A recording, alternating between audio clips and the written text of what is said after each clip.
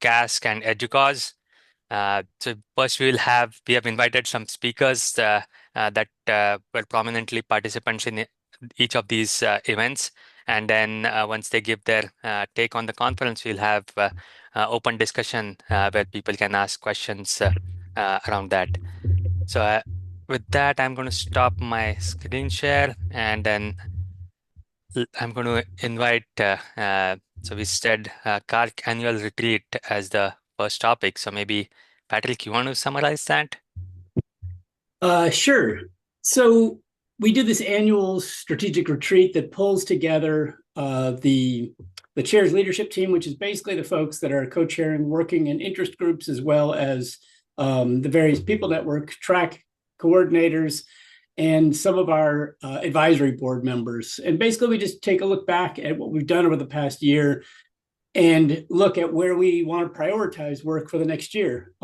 It's usually a really interesting discussion. This year, I think the biggest thing that came out of it was that we made a formal decision to move towards becoming 501c3 as an organization for the community.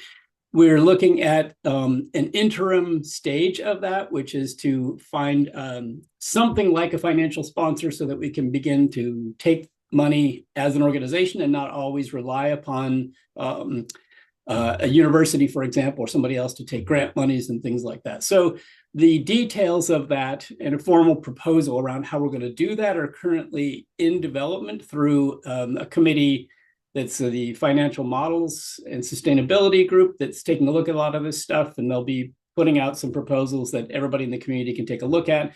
We've benefited a lot from talking to some of our peer organizations, ranging from CASC to the Research Data Access Preservation folks, the US RSE and others who've been down this road before. So we're not trying to reinvent the wheel here, but it's about time that we develop a better model for managing sustainability for the organization. So that's one of the biggest things. There was a lot of other really interesting comments that came out. There's a report that's, I think, coming out fairly soon, and you'll see that appear on the lists.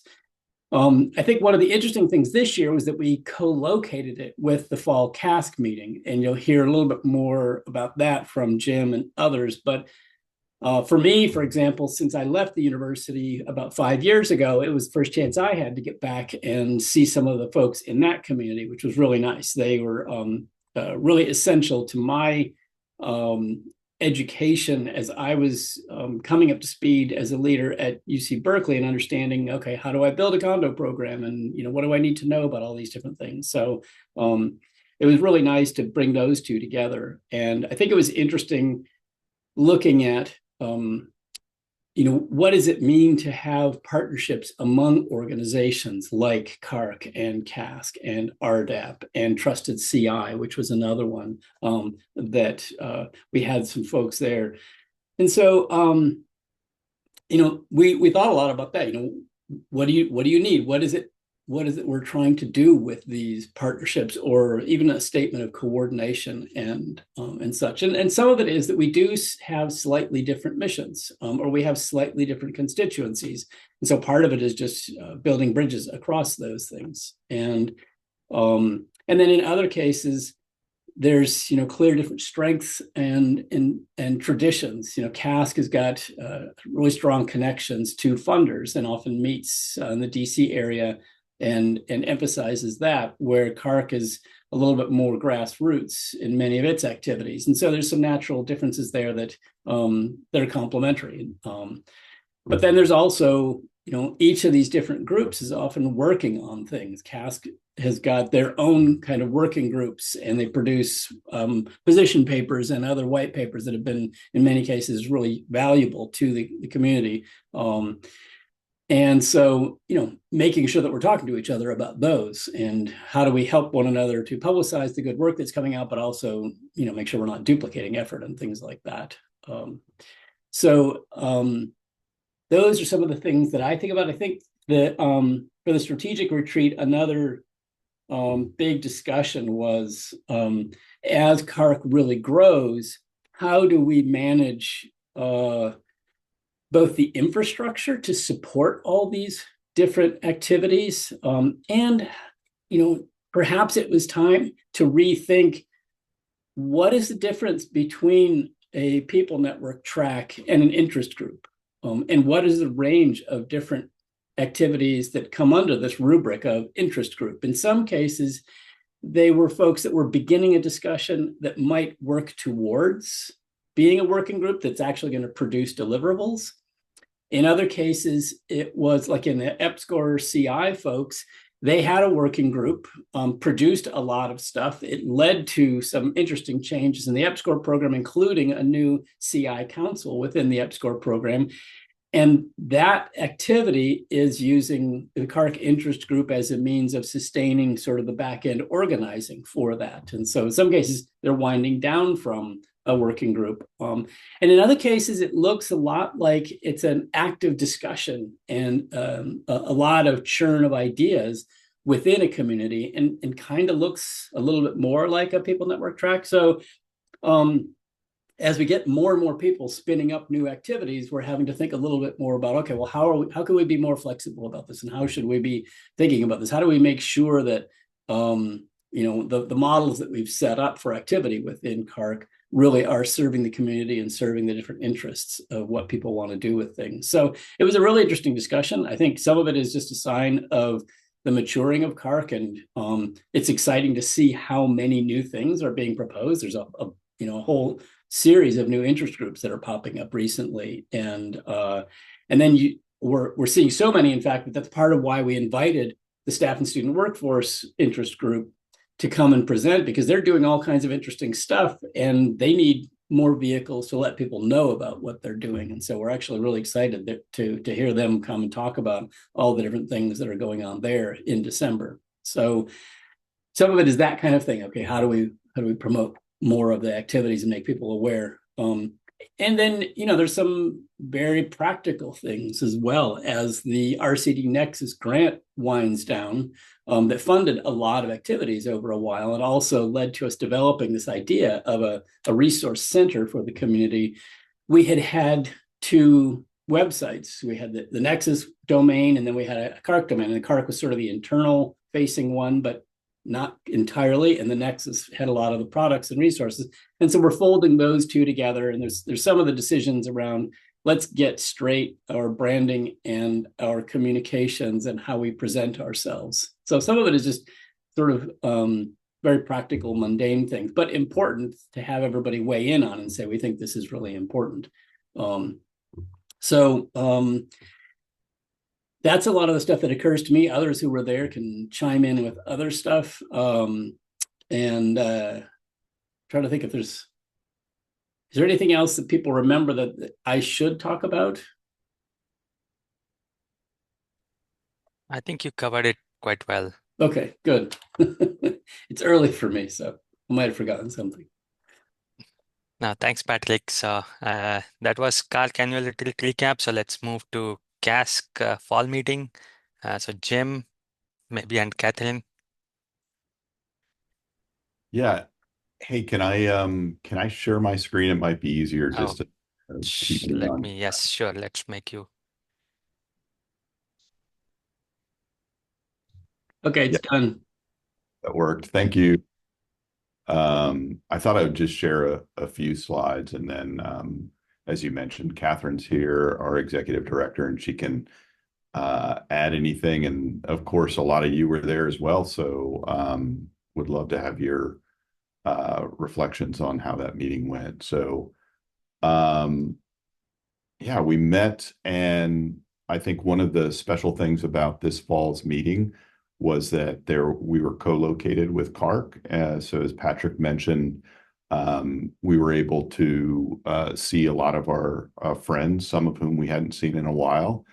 And I think everyone would agree that this is a relatively small community. And so when we get together with other practitioners in the space of research computing and data, it's nice because we don't always see those people on our respective campuses. If you want to take a deeper dive into the agenda, because I'm not going to be covering that here, you can see the agenda just by going to casc.org meetings. And I think it's actually still on upcoming meetings. So you click on that button, but this URL will get you there also.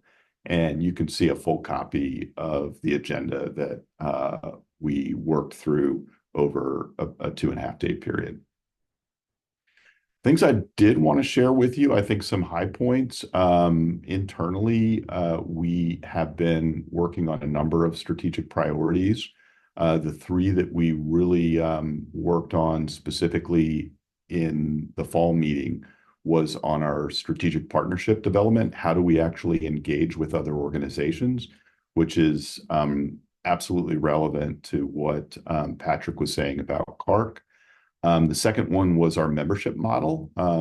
How do we need to perhaps modernize or update that membership model to better reflect our priorities and values? And so I'll just go into a little bit of what we talked about for those areas. In a nutshell, on the strategic partnership space, we've developed a sort of a template MOU, Memorandum of Understanding, that we could share with those groups who are interested in partnering with us to make sure that we're aligned on what's expected from the partnership, what we hope to get out of it, and some of also our values as an organization, and to make sure that those are joint commitments if we're to partner together. The general MOU that we have will be very general, more like a handshake than specific details about how things will run.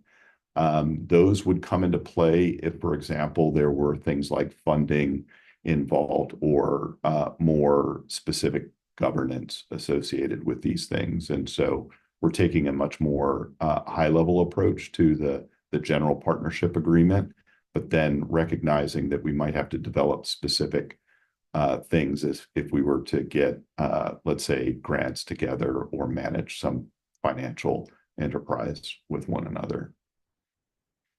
Some examples of some of the partnerships that we're working on are here. Happy to talk about more of those, but these are organizations that have reached out to us or that we've had some sort of natural alignment with over the years that probably warrant some codification of what it is that we mean by partnership.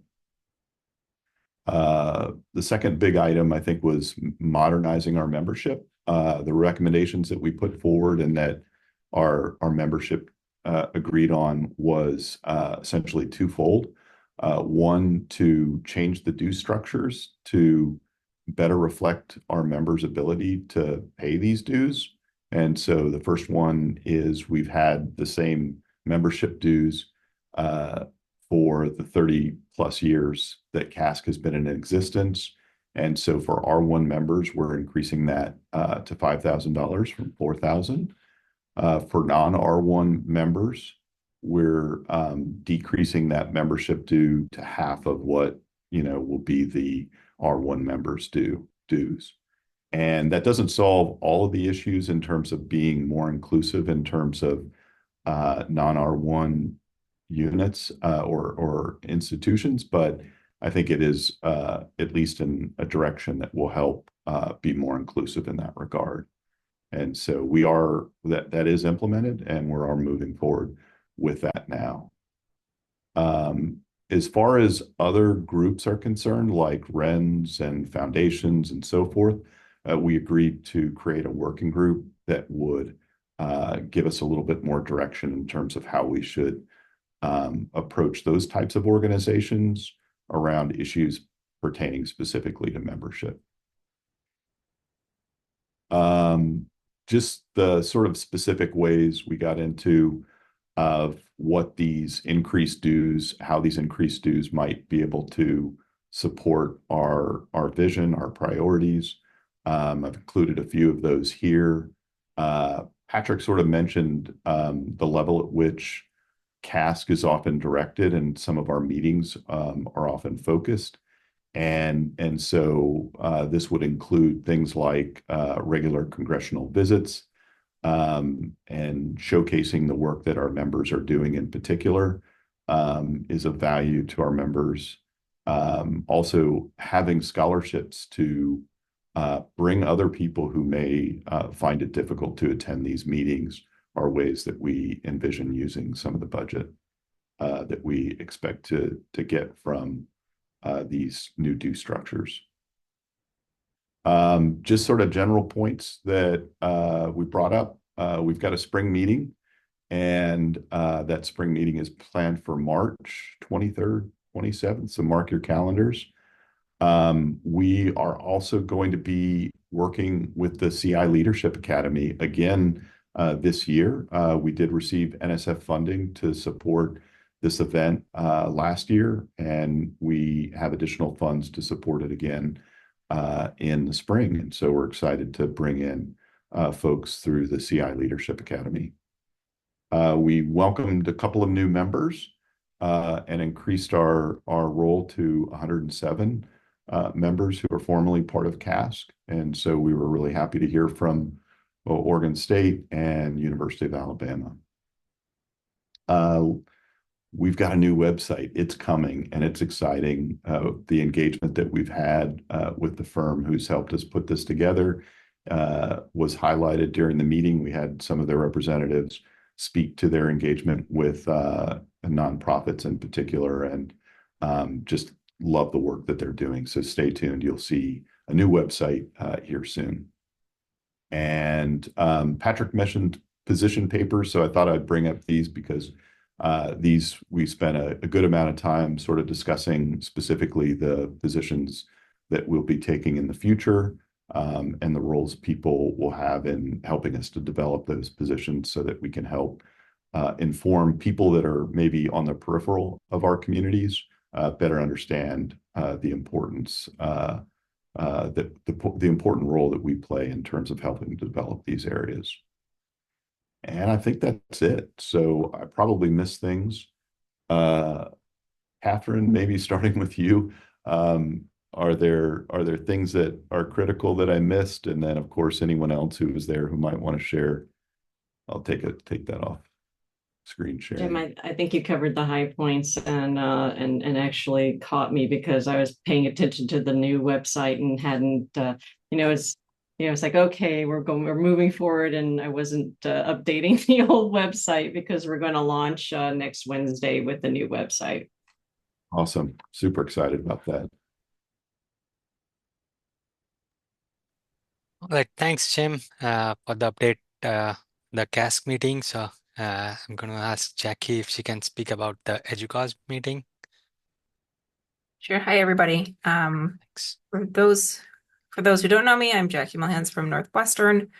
For EDUCAUSE, there was a lot of a theme of people and relationships and trust. So I'll post the link for the top 10 IT issues. Oops, sorry, I sent that directly to Catherine. Let me put that up.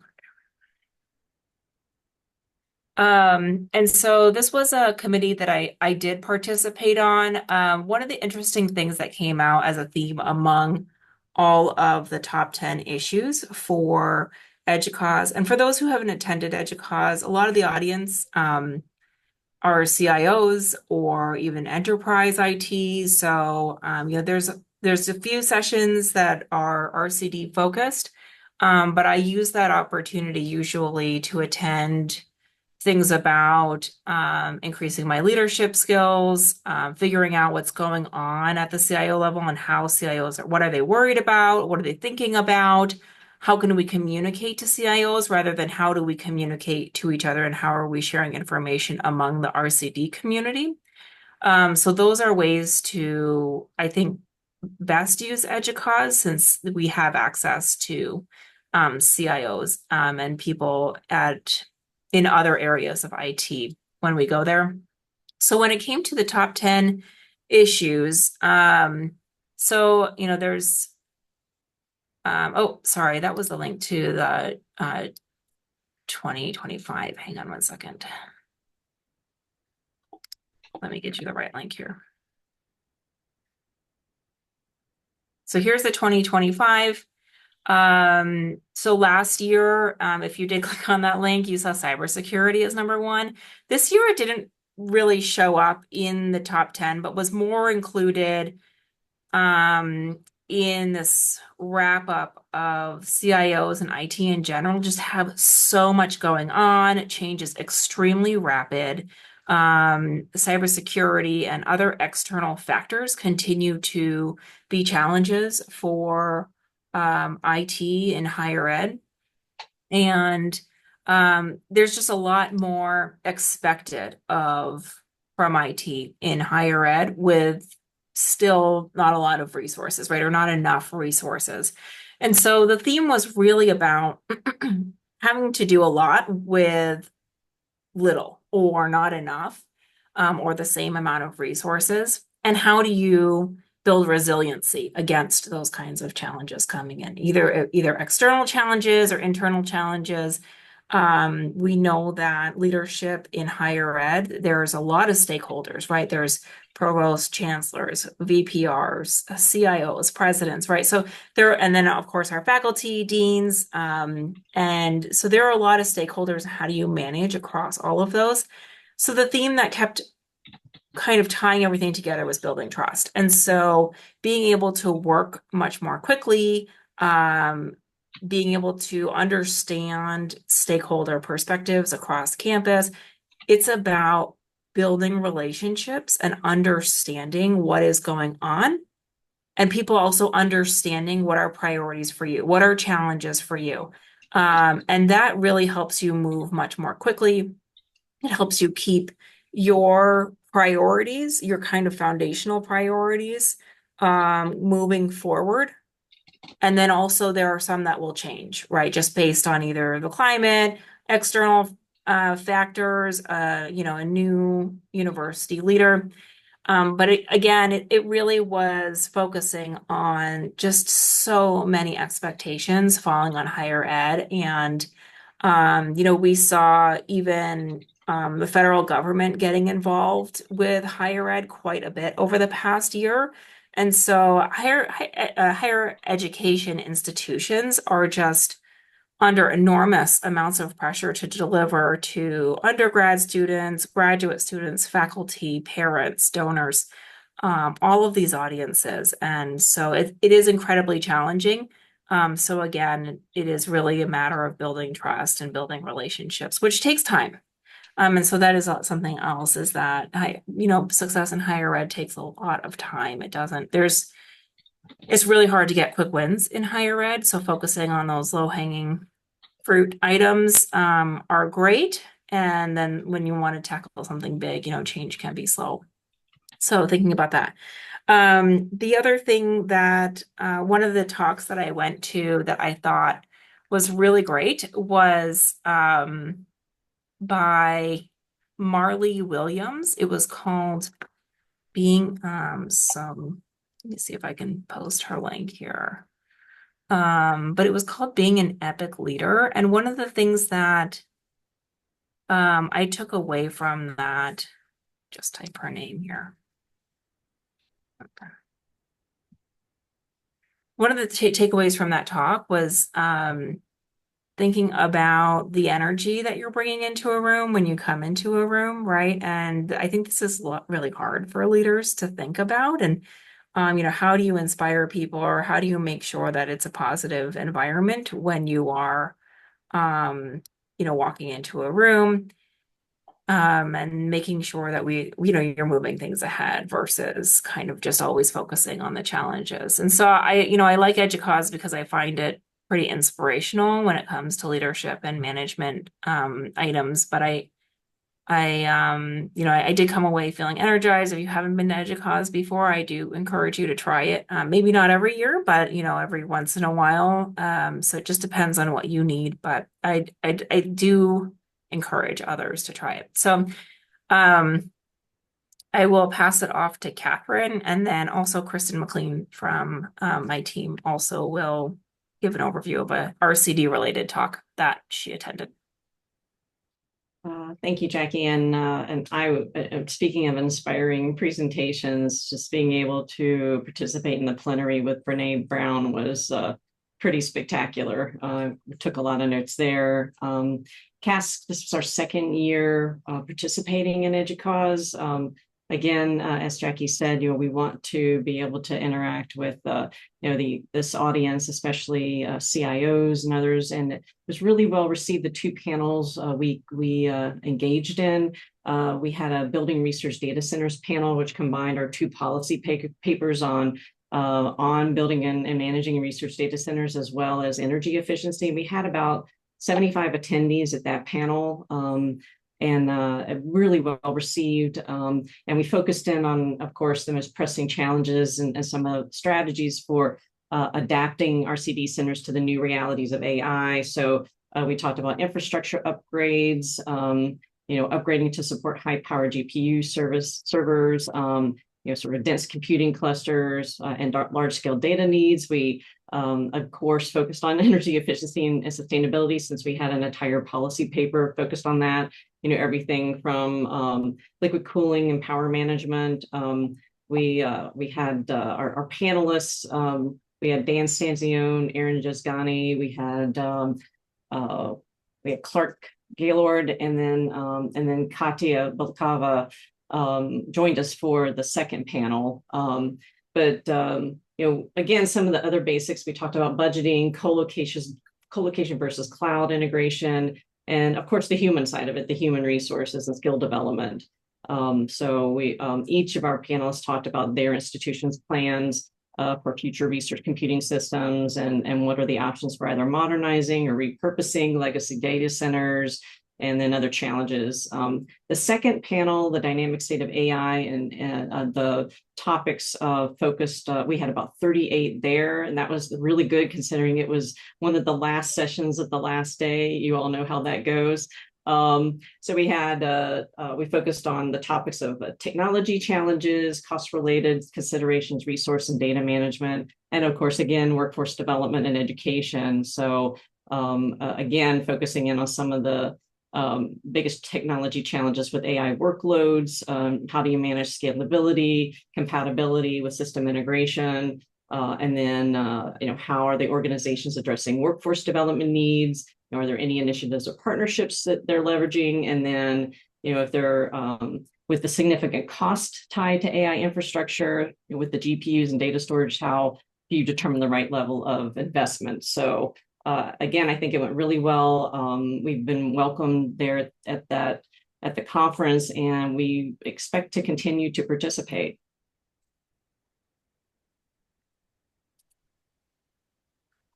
All right, I will pick it up from there.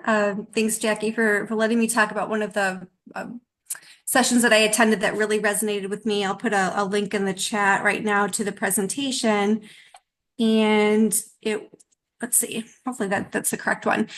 So it was a presentation that was given by Henry Neiman, who is the Executive Director of Research Computing at the University of Oklahoma, and then also Dan Anderson, who is the Program Director for NSF. So one thing I will kind of say about EDUCAUSE, sometimes you need to take a look at the titles of presentations and then really read the abstract if you can before you go to some of the sessions. Sometimes I think the content doesn't always align with the title, and I was extremely pleasantly surprised with the content that was delivered in this particular session. What I truly appreciated about it is Henry's ability to help people in the room understand why research and research computing and being able to support researchers in going after grants is so important, and how it's different from working in an enterprise IT environment. So for my personal background, I came more from enterprise IT. I have a little bit of background in HR, but I didn't always necessarily understand the researcher perspective. And I think supporting researchers is a different beast for sure. And what I learned coming out of this particular session was how the work that I do is important, and how you need to talk to researchers about what their needs are and how you can truly be a partner for them. So as a very quick highlight, they did discuss a little bit about the differences between enterprise IT and research computing, and how there's a little bit more flexibility in research computing, but at the same time, your researchers are going to want you to be on the cutting and the bleeding edge as soon as new technologies are available. Make sure that you've got something up and running for them as soon as possible. They also talked a little bit about different researcher types, which I appreciated. Again, like not being a researcher myself, but again, having a bit of an HR background, like why are researchers so different? And in the words of Henry Neiman, why are they weird?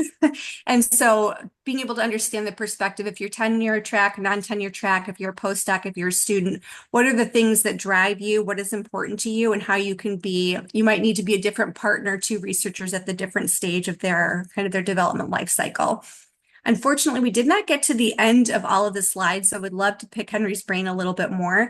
But he did talk a little bit more about things to say to researchers, how you can have conversations with them that will resonate and have them understand that you are a partner for them, that you're not trying to be any type of barrier, that you really do want to support them and what their needs are, and being able to get the grants for them, and whether or not that's meeting with them ahead of a grant proposal, being able to put together some draft language to make their proposals stronger, because you're able to speak to the research computing needs that they might need to be able to have to support the research projects that they're going after. And then actually how to find the researchers to talk to, and as Jackie had mentioned, start building that trust with them.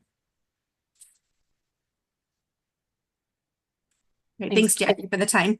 Sure, no, thank you. One of the last things that I wanted to mention is that there is a research computing and data community group. And through EDUCAUSE. So if your institution is a member, actually, you don't have to be a member to participate in the community group. So let me just copy and post that here. So they do calls and they did a dinner during the conference.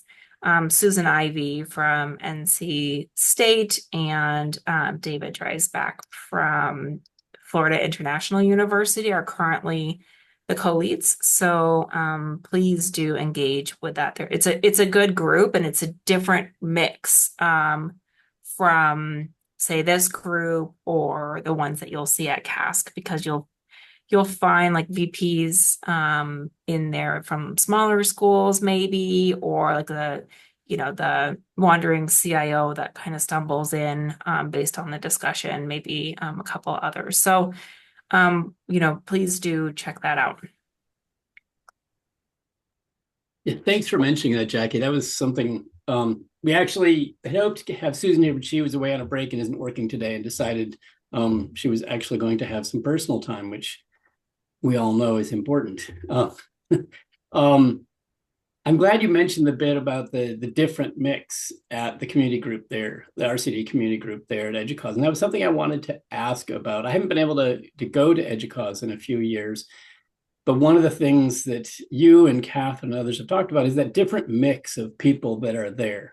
And I know something that we've talked about across many of our institutions, of our organizations, CARC and CASC and others, is trying to broaden the reach and participation beyond the R1s and even some of the bigger R2s, and make sure that we are serving a broader community, but also hearing the concerns of and representing the needs of the broader community. And it's one of the things I think is interesting is that EDUCAUSE otherwise has a lot of people who might not have big research programs, but nevertheless are being asked in some cases to support research. And I'm wondering, what your experience has been at EDUCAUSE the past few years in terms of, like Catherine mentioned, reaching out to CIOs and trying to build some of those bridges to those communities that traditionally we may not have been able to engage as much as we would like. Yeah, so I'll just say it through a lot of my the committees that I've served on with EDUCAUSE. I've met a lot of CIOs that are not R1 or kind of like research intensive university CIOs. A lot of liberal arts CIOs. I'm not saying that I'm just saying that that's some of those are CIOs that I would not have met in the RCD kind of circles, and I do get on calls with them about how to support their faculty best, and help schools understand what resources are already available. Like access is a big one, right? So I think one of the things that I think is really useful about EDUCAUSE is just listening to how people talk and what they talk about, rather than going in with our agenda, right? So Patrick, you mentioned listening to what their needs are, but I think on top of that, listening to what that whole priority list looks like, so you know kind of where does research fall and how many actual labs or PIs do you need to support in a more intensive way so that you can kind of help them understand when it makes sense to scale versus just take advantage of existing resources, or where partnerships might make sense, regional partnerships and things like that. I think probably folks like Jim could probably educate us a lot in terms of working outside of your school, your institution. So I think that there's a lot to learn, but it's really interesting to hear, focuses on teaching and learning activities, enterprise IT, and where a lot of CIOs are focused versus research. And, Kristen mentioned that research is just a beast. It's a different beast. And making that super easy, and putting it in language like, Henry did to help them understand is really important. And when I think of things like CARC and some of the things that were discussed at that meeting, at the annual meeting, one of the things that we discussed was making the activities of CARC easier to understand for new people, new audiences, because there's so much of it. And I think, RCD activities, it's overwhelming for us when we talk, like Catherine talked about the data center panel. There's so much going on in that area. How do you kind of chunk it out to make sure that we are just getting the information out that is needed versus giving them the whole, cruise ship of the barge of information, the unfiltered barge of information, maybe giving them like the speedboat version. Thanks. That's really helpful. It's really interesting. Definitely some good things to think about there in terms of just listening instead of assuming we can just walk in and be the experts. There's a lot of folks on the call. Many of you probably also attended some of these. And while it's great to hear some of these distilled things from some of the leadership in our community, I'm curious what experience others had going to some of these events and what you got out of them, what you thought was significant in terms of what you heard or people you met or whatever.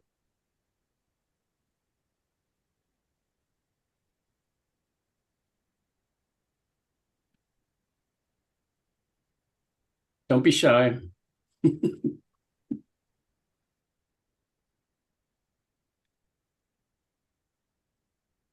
Patrick, our folks are gathering their thoughts. I do want to follow up with what Jackie said, in terms of, making the activities of RCD and making the priorities easier to understand, and, taking different approaches and learning from different audiences and their needs in order to adapt those, for lack of a better word, talking points. And and I think, talking about RCD, I think all of our organizations, are looking at different, maybe some of the similar parts of the elephant, but being able to, as you said at the beginning, collaborate with each other and communicate with each other. So, I think, providing, that critical mass of voices is absolutely crucial. For you, Patrick. This is Ray Scott. I was at the CASC meeting, and it's always a really good meeting. It for me is all about who I can run into, who I can meet. We have sort of each time CASC has new members, and it's always kind of fun to seek out some of the new members who have joined and see what they're doing. And we have just a smattering now of non-R1s, like four-year undergraduate schools that are joining, that are starting to dip into some research, and they're very interesting to talk to. As a graduate of a four-year liberal arts college myself, I find that very interesting. So, but yeah, CASC a lot of good talks and a lot of good information. We hold it, down in the DC area, so we get some agency people in, and that's always useful to hear. But mostly it's about who you can talk with and have dinner with, get to know people. Thanks, Ray. I think that's one of the themes that I feel like almost everybody at most of the meetings says one of the biggest things they get out of being able to attend. And it's certainly a privilege to be able to attend. Not everybody has the means or can get the time away, especially in a really small program. But a lot of it is just being able to see folks. And yes, the presentations are incredibly good, incredibly rich, but then the chance to go and chat with somebody afterwards at lunch or at a break, and building those connections, frankly, so that when you have a question, you feel comfortable sending out an email or picking up the phone and calling and saying, hey, we're trying to figure this thing out. Have you guys been through this, and how do you deal with this? And Jackie talked about meeting people who then she can talk to later. It cuts both ways in terms of building a network you can rely on, but also for those of us who've had the privilege of serving at a big institution or well-resourced institution, giving back to the community and trying to help lift all the boats, as it were.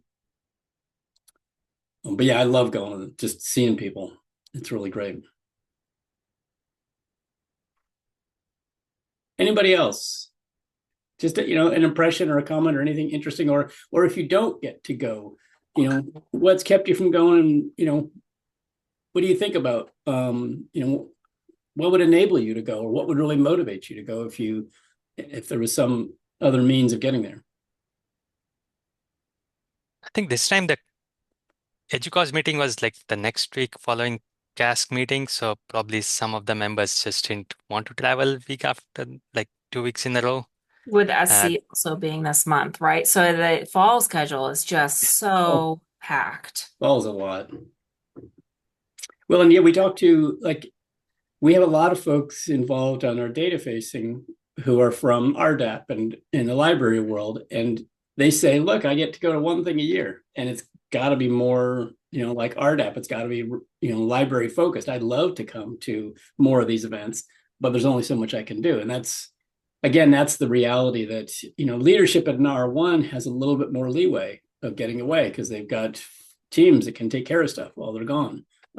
If you're one of 3 people taking care of IT for an institution, it's kind of a tough thing to get away. USRC was also last month. Yes. Yes. Sorry. And I mean, I was mentioning that, that's why we worked toward a virtual option. So we actually had 41 virtual attendees for the meeting this time around. I think that's great. It'd be nice to figure out how to do more of that, I think. I know for conferences, it's almost twice as expensive to run a hybrid as it is to run either a virtual or an in-person. The AV costs in a big scale like that are really, really tough. But it'd be nice to figure out how to do that better. I mean, I think EDUCAUSE does it in a different way, right? Like they have a dedicated in-person and a dedicated online version.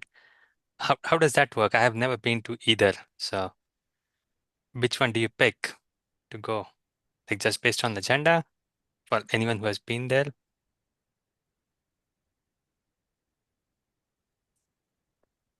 Yeah, their second portion is, I think, coming up next week. I think, was it 11th? I think so. 13th.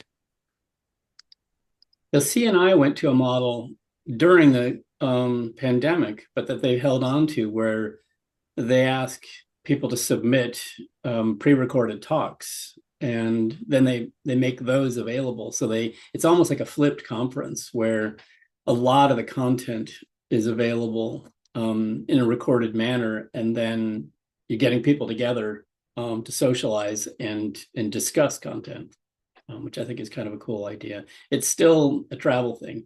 There's so many meetings. I know there was a big EPSCoR meeting the same week as some of our meetings, and so people had to choose. It's just hard. I mean, it's funny. Ironically enough, this is a tangent, but Amit and I have been trying to figure out how to poll the community to find another time for this call because it overlaps with a number of other calls that are important to many people in the community. And so we've been toying with looking for another time here just so that people aren't facing that conflict as well. Scheduling is hard.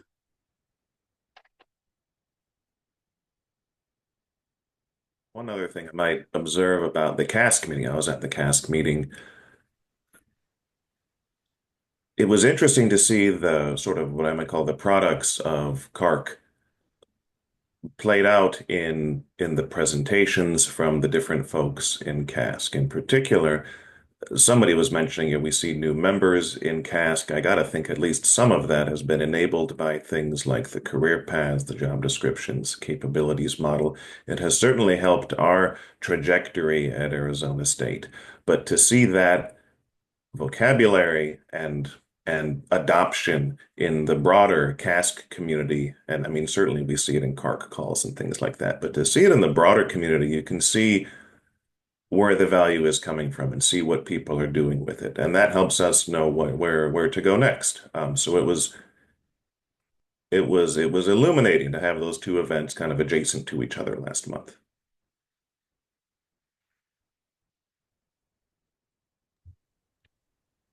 Well, we're 5 minutes before the top of the hour. I do want to give a chance for those of you who've been shy but thinking about speaking up to chime in at this point. If anybody wants to just add one more comment, please just unmute or raise your hand and let us know what you think. Or if you have a question for people Yeah. who have been to these conferences.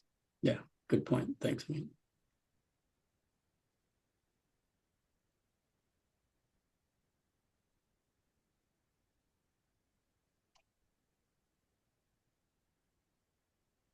I had a comment about the CASC meeting as well. Like when I heard the new member Alabama is joining and they had a brief presentation on their data center. And when I heard the numbers, it was mind-boggling actually. Their data center is bigger than the NSF leadership class facility that is being built. I mean, the trend in terms of where things are going is rapidly evolving.